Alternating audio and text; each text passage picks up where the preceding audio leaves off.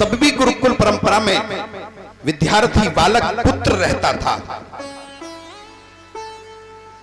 और आज हम सबको इतनी व्यवस्था हो जाती है कि अगर हॉस्टल में रहे तो वहां बढ़िया एसी लगा, पंखा लगा, कूलर लगा, सब व्यवस्था। और कभी कभी तो पता लगता है कि वो इस बार सेमेस्टर में नहीं निकल पाया, लेकिन अगला सेमेस्टर वो बहुत तैयारी कर रहा तेजी से, सेमेस्टर फेल हो जाता है।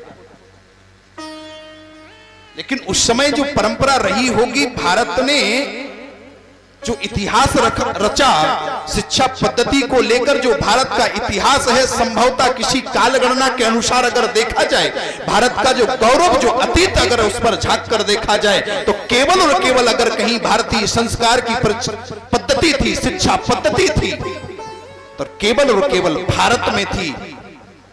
धन्य है ऐसे भारत के देशवासी जहां पर इस परंपरा से निकल करके अपने भारत को फिर से भारत अखंड भारत के में तेज पुंज दीप जला करके अलख वेद भाषा को स्वीकार किया हो। ये भारत की हमारे पद्धति है।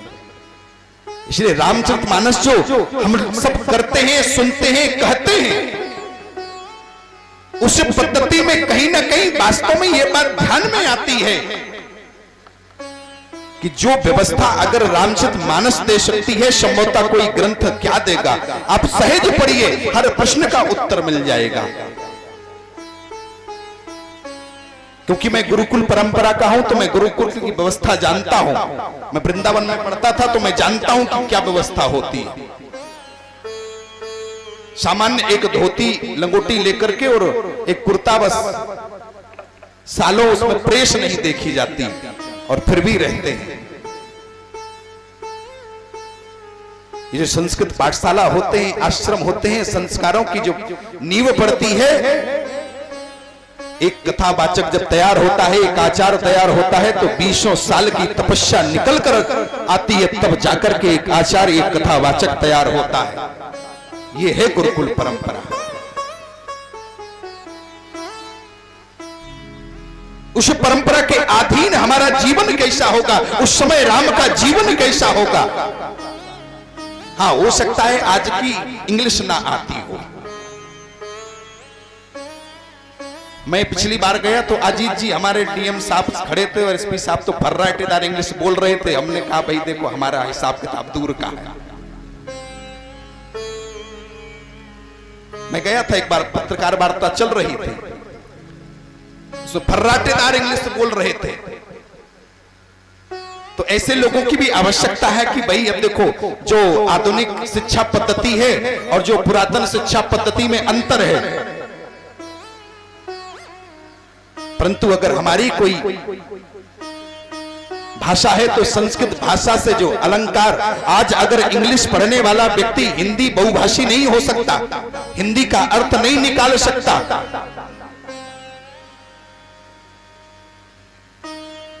इंग्लिश का केवल एक शब्द होगा। पहले तो यह तय करना पड़ेगा, जैसे कैल्शियम उसमें सी लगता है, लेकिन हिंदी पढ़ा जाए तो उसमें का आता है। दोनों शब्दों में भिन्नता हो जाती है।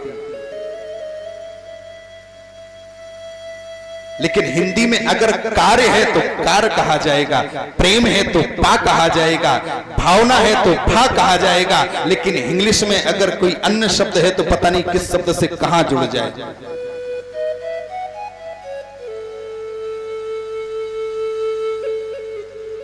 अभी जैसे शब्द पूछा जाए 12th की स्पेलिंग बताइए, तो उसमें एक कोई बुद्धिमान व्यक्ति होंगे तो बोलेंगे कि इसमें आई है ना वो साइलेंट है, और इसमें डब्लू है ना वो पूरा है, तो कहीं साइलेंट जुड़ जाता है। लेकिन 12 को आप पढ़िए तो शुद्ध पढ़ लेंगे। संस्कृत भाषा में, हिंदी भाषा में और इंग्लिश भाषा में बहुत भिन्नता है। ये हमारी आचार पद्धति है, और आधुनिक पद्धति में जीने वाला व्यक्ति, सामान्य सा भाव ले लीजिए, क्योंकि कई बार हम लोग चर्चा करते हैं, बैठते हैं, एक कोई जेंटलमैन व्यक्ति हो, और एक गांव का आदमी हो, तो जब वो गांव का आदमी होगा तो गांव से निकलेगा तो 10 लोगों से राम राम करेगा, और जेंटलमैन आदमी होगा वो गांव में निकलेगा तो जैसे कुत्ता नहीं खदेड़ लेता है सीधा भागेगा और सीधा घर में घुस जाएगा, कोई राम राम से मतलब नहीं। एक प्रसंग मुझे याद आ गया, इलाहाबाद की बात है। गरीब महिला है, उस गरीब महिला लकड़ी का काम करती थी और लकड़ी काट कर ले जाती थी, बेचती थी, और बेच करके जो धन कमाती थी और धन कमा करके अपने परिवार का पालन पोषण करती है। एक दिन ट्रेन में सफर कर रही थी, एक बूढ़ी जर्जर अपने छोटे से बालक को लेकर के जब चल रही थी तो प्रयाग में गंगा पार करने लगी। उसी में एक जेंटलमैन बढ़िया कोट पैंट पहनकर बैठे हुए थे। उस कोट पैंट पहनने वाले व्यक्ति से बर्राटेदार इंग्लिश में बात कर सकता था, लेकिन वह बुढ़िया केवल एक ही संकेत वहां मिल रहा था। जिस समय गंगा नदी पर ट्रेन पहुंची है तो तुरंत मां बोली, बेटा इस गंगा को प्रणाम करो, इस गंगा को प्रणाम करो, ये हमारी माता है। बेटा तुरंत खड़ा हुआ और खिड़की से झांकने लगा, झांककर जय गंगा मैया बोल पड़ा। तुरंत अपने साड़ी के छोर से एक थैला निकाला, एक सिक्का निकाला, कहा बेटा ये गंगा में समर्पण करो। वहीं पर बैठा जेंटलमैन व्यक्ति केवल एक ही भाषा पढ़ रहा था, न तो गंगा से मतलब था, न गंगा की जयकार से मतलब था, न गंगा माता से मतलब था। हाथ में सिगरेट दबाए हुए अपने मुख में सिगरेट दबाता था, धुआं निकाल देता था। और उस समय वह एक गरीब असहाय महिला अपने बेटे से कहती है, जो धन कमा कर लाती है उस बेटे से कहती है कि कुछ एक हिस्सा, एक सिक्का निकाल करके बेटा इसको गंगा मां में प्रवाहित कर दो, समर्पण कर दो, समर्पित कर दो।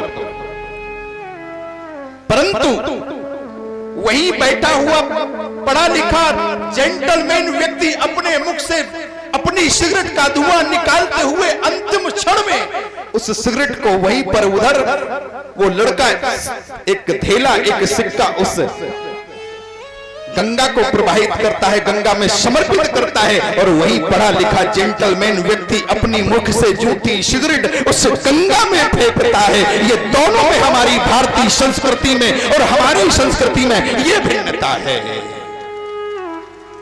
ये भाव है हमेशा। भारतीय संस्कृति को ऐसे नहीं पूजा जाता, भारतीय संस्कृति को ऐसे नहीं माना जाता, भारतीय संस्कृति को ऐसे धरोहर नहीं माना जाता। भारत की पद्धति में जीने वाला व्यक्ति हर एक भारतीय हो जाता है, क्योंकि उसके अंदर कहीं ना कहीं उसके रग में, उसके खून में, उसकी एक एक बूंद में भारतीय संस्कृति का आलोड़न होता है, प्रलोड़न होता है। ये होती है हमारे भारत की पद्धति, ये होती है हमारे भारत की संस्कृति।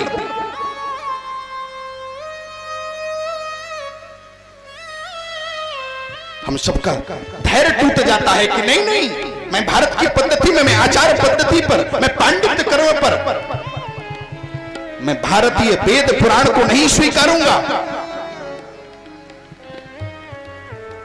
नहीं स्वीकार सकता।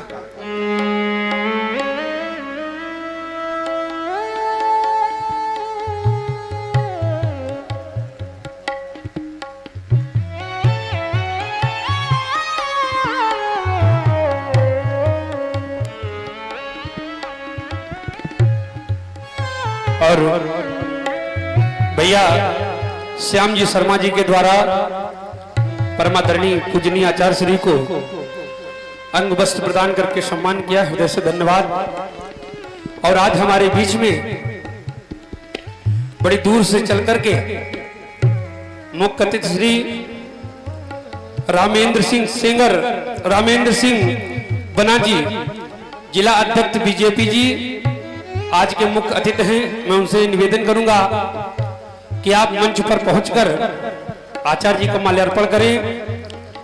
और अजीत सिंह सेंगर, ब्लॉक प्रमुख रामपुरा से पधारे हमारे अजीत सिंह जी सेंगर, मैं दोनों मुख्य अतिथियों से निवेदन करूंगा कि आप शीघ्र मंच पर पहुंच करके आचार्य जी का माल्यार्पण करें, रामचरितमानस का माल्यार्पण करें और जोरदार तालियों से आप स्वागत करेंगे, क्योंकि हमारे बीच में बड़ी दूर से चल करके बड़े भैया बना जी हमारे बीच में चल करके इतनी दूर से आए हैं। रामेंद्र सिंह सेंगर जी कम समय में भैया की प्रतिभा की अगर बात करें तो बड़ी दूर से चल करके आए और उसके साथ पब्लिक के हृदय में सदा बसने वाले रामेंद्र सिंह सेंगर रामेंद्र सिंह जी बना जी, जिलाध्यक्ष जी बीजेपी, आचार्य श्री का माल्यार्पण करेंगे। ये शुभ घड़ी हम सभी के बीच में है। इस पावन अवसर के साक्षी बनकर के उनके सभी मित्रगण यहाँ पधारे, हृदय से धन्यवाद। भैया थोड़ा सा प्लीज आचार्य जी का माल्यार्पण कर रहे हैं, आप लोग जोरदार तालियों स्वागत कीजिए। भैया जी का भी, जिलाध्यक्ष जी का भी और अजीत सिंह सेंगर ब्लॉक प्रमुख रामपुरा बड़ा अनमोल समय निकाल करके हमारे बीच में आए, हम सभी को अपना स्नेह दर्शाया। परमादरणीय भैया श्री ने आचार्य जी को माल्यार्पण करा, क्योंकि जब कोई अतिथि आकर के किसी दूर से पधारे वक्ता का सम्मान करता है तो हमारे बीच में उपस्थित सभी लोगों को स्नेह की दृष्टि दिखाई पड़ती, क्योंकि इतनी दूर से चल करके स्नेह प्रेम के वात्सल्य के कारण आपके बीच में जिलाध्यक्ष जी आए, हृदय से इनका धन्यवाद। आइए आचार्य।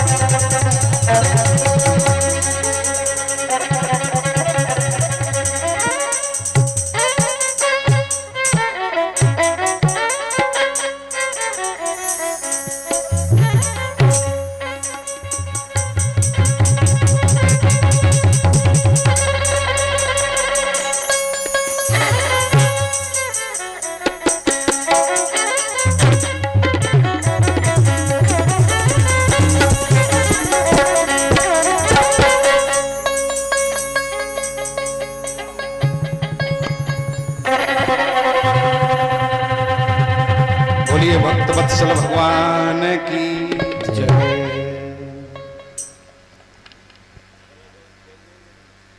आज महाराज राम जी